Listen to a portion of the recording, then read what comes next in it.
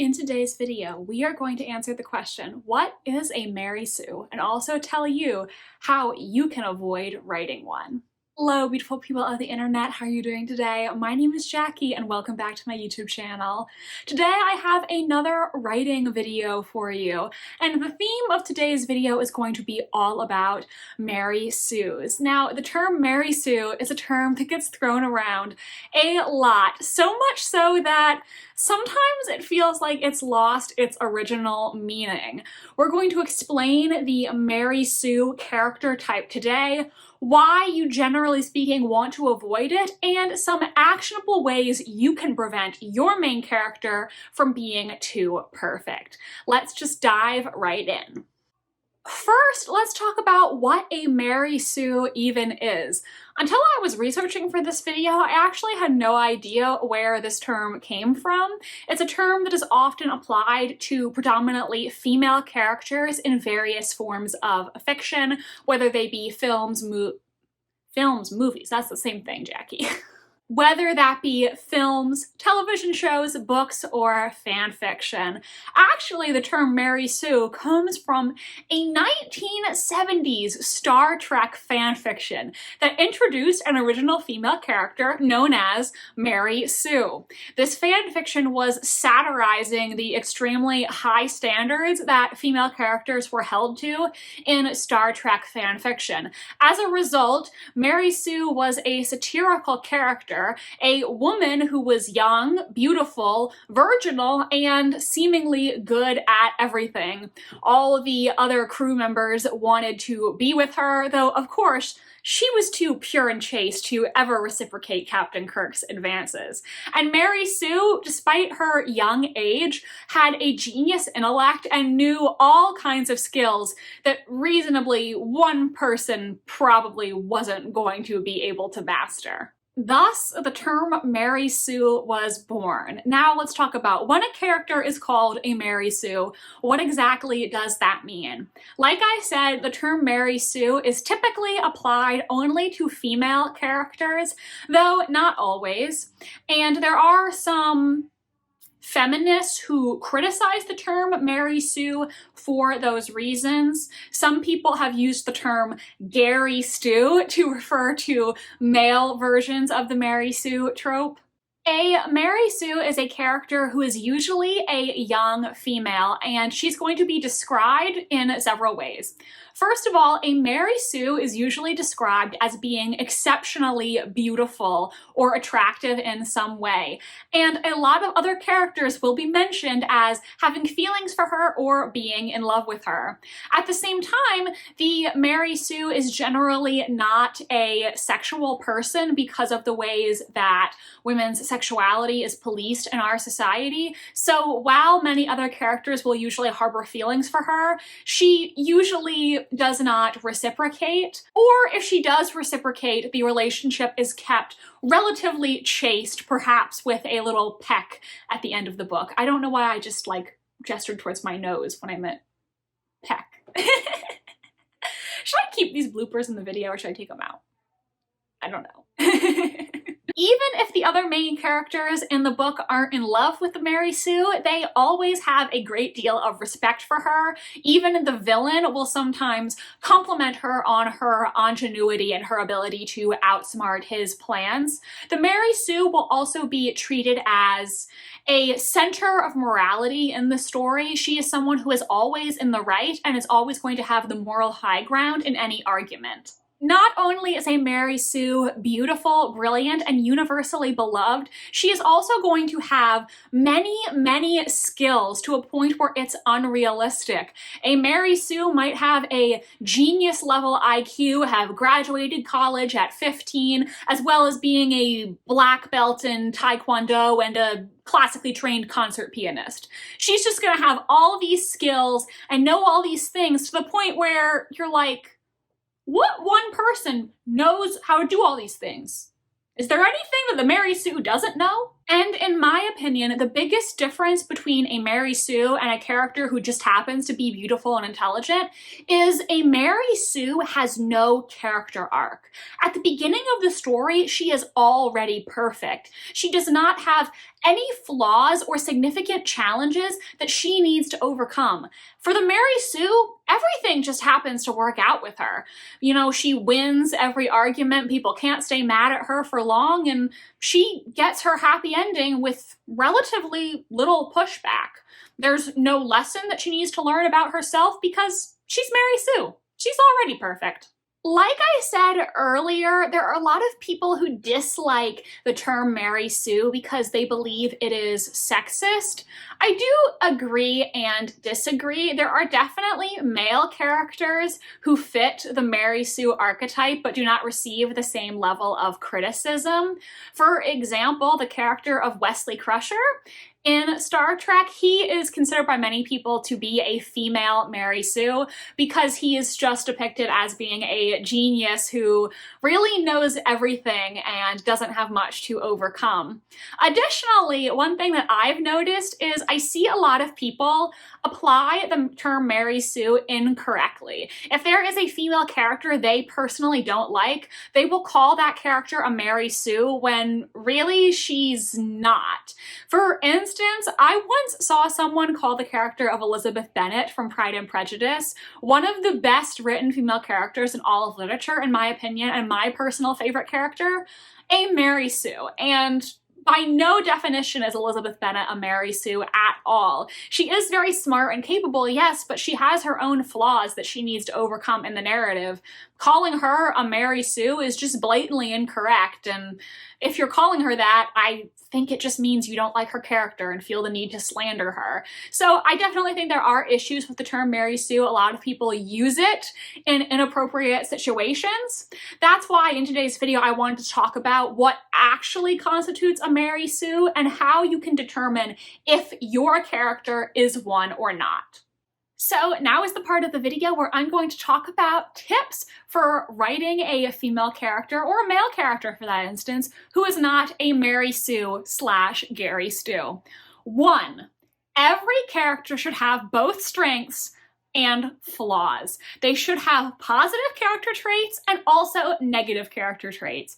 When you are creating a character, there needs to be some character flaw that they need to overcome in the narrative, or some flaw that's going to pose problems for them. If your character knows everything, is always right, and doesn't have to learn anything about themselves, then they are a Mary Sue. They need to have some kind of negative character trait. For instance, Elizabeth Bennet, one of the reasons she's not a Mary Sue is because she is prejudiced, as literally in the title of the book, and over the course of the story, her relationship with Mr. Darcy evolves and teaches her that her first impressions are not as accurate as she once believed them to be. I have thought about making an entire video on flaws to give your main character in your book, so let me know if that's something you would like to see for some ideas on how to make your main character more complex and realistic.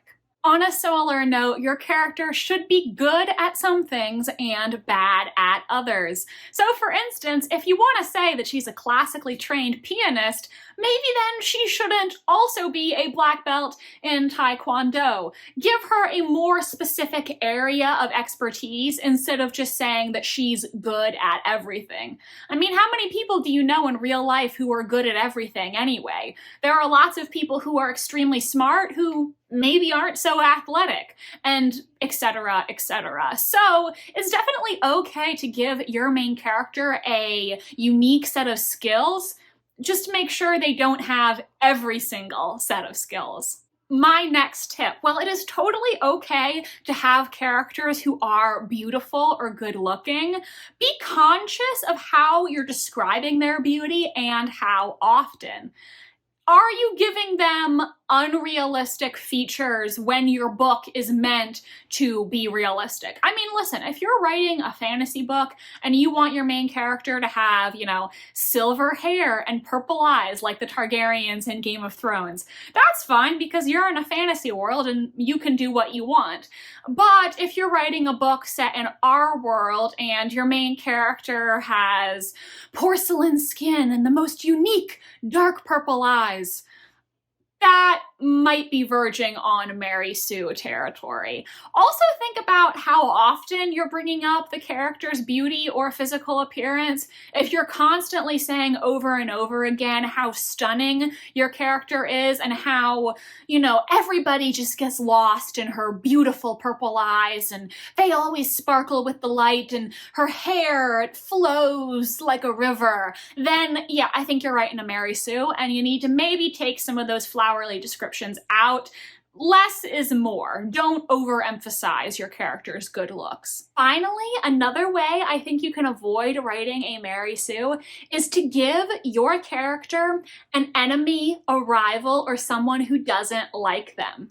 One of the trademark characteristics of a Mary Sue is that everybody is in love with her, or at the very least, everybody loves and respects her and thinks she's so smart.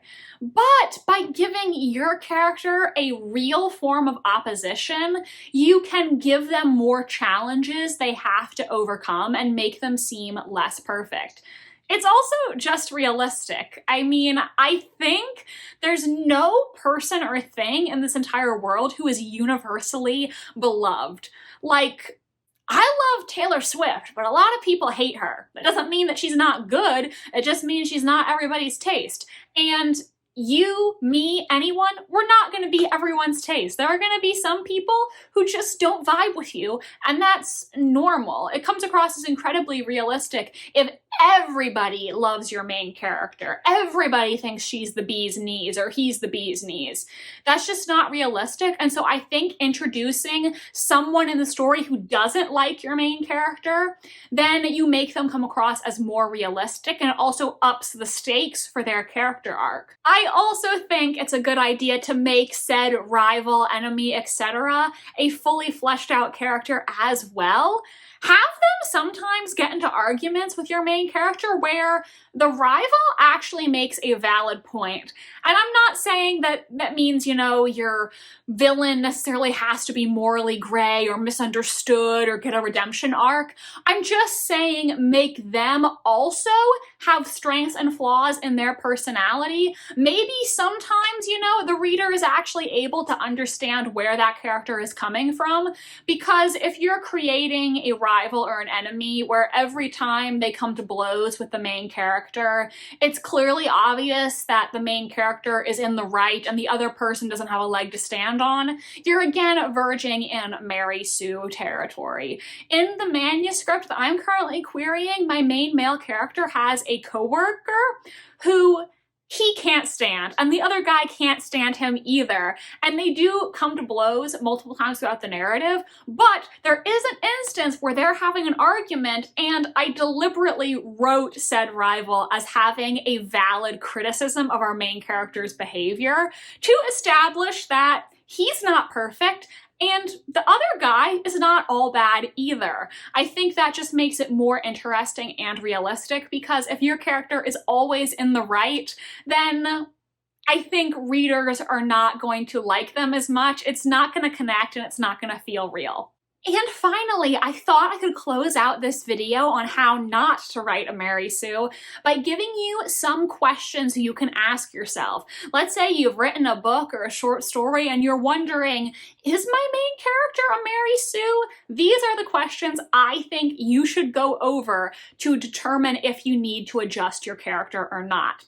Number one, ask yourself, what are my character's strengths and weaknesses? If you can't list both positive and negative traits for your character, then you probably wrote a Mary Sue, and you need to go back in there and give them some character flaws. Question 2. How often am I emphasizing my main character's good looks or physical appearance? Like I said, it's totally okay to have characters who are described as good looking, and a lot of times in fictional media, characters are good looking, and I think it's much more often to find people with, emerald green eyes in fiction than you do in real life, where it's the most rare eye color in the world. But if you're bringing up their unique physical characteristics all the time and mentioning on every other page that they're stunningly beautiful, it's probably a Mary Sue, and you might need to delete some of those references to make it a little more realistic. Next, ask yourself, what obstacles does my main character face? Maybe that comes in the form of another person who is standing in their way, or it could be a more metaphorical obstacle. But if everything just goes smoothly for your main character and there's no hurdles they need to jump over, then I think you've written a Mary Sue and you need to change the storyline a little bit. Next, ask yourself, is my character ever wrong? This goes back to your character cannot be perfect, and nobody likes a know-it-all, If your character is in the right in every situation, it gets really old and really annoying for your reader or viewer. For instance, again, another reference to my book that I'm currently querying, my main female character is meant to be very outgoing, intelligent, and witty, but she's also sometimes wrong about things, and she has to realize that maybe she doesn't know as much about the world and how it works as she thinks it does.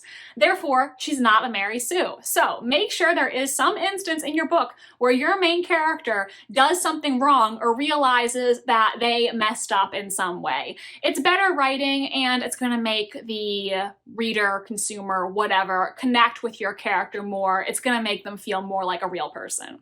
And finally, I want you to ask yourself, does my main character change? Because every character needs to have a character arc. They should not be the exact same person they were at the beginning as they are at the end. And this could be a positive character arc, or it could be a negative character arc. Perhaps your character becomes a better person, and maybe they become a worse person. What really matters is they have to go through some kind of shift, because if the experiences of the story don't change them as a person at all, then your reader or viewer is gonna kind of just wonder why the story even mattered. It needs to change them in some way and teach them something more about themselves or change their perspective on life. So everyone, those are my thoughts on what is a Mary Sue and how you can avoid writing one in your story. Are there any tips or important elements of a Mary Sue that I forgot? Do let me know in the comment section if you have anything to add. And if you're still here watching, why don't you leave that pink bow emoji in the comments down below? I think that's something that Mary Sue might wear. Can't you just imagine it in her hair? Thank you so much for watching this video. Make sure to give it a big thumbs up if you enjoyed. It really does help my channel reach more people. And make sure to subscribe if you want to see more from me. I post new videos every Wednesday and Sunday. My social media links are down below if you want to follow me on Tumblr, Instagram, or be my friend on Goodreads. Thank you so much for watching this video, and I hope you have an amazing rest of your day. Bye, and I'll see you in the next one.